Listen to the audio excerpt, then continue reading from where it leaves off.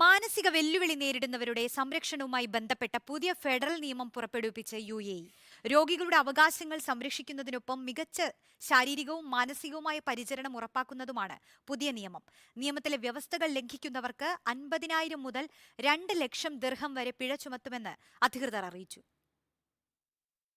മാനസിക ആരോഗ്യ സംരക്ഷണ രംഗത്തെ ഏറ്റവും പുതിയ രീതികൾ അടിസ്ഥാനമാക്കിയാണ് പുതിയ ഫെഡറൽ നിയമം തയ്യാറാക്കിയിരിക്കുന്നത്. മനോരോഗികളുമായി ഇടപഴകുന്ന ആളുകൾ പാലിക്കേണ്ട നിയന്ത്രണങ്ങൾ ഉൾപ്പെടെയുള്ള കാര്യങ്ങൾ നിയമത്തിൽ വ്യക്തമാക്കിയിട്ടുണ്ട്.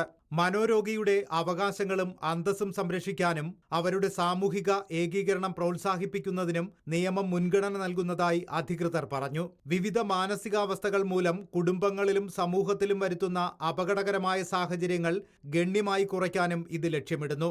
ഫ്രീ സോണുകളിൽ ഉൾപ്പെടെയുള്ള മാനസികാരോഗ്യ കേന്ദ്രങ്ങൾ, രോഗിയുടെ മാനസിക പരിചരണവുമായി ബന്ധപ്പെട്ട മറ്റ് സ്ഥാപനങ്ങൾ എന്നിവയ്ക്കും നിയമം ബാധകമാണ്.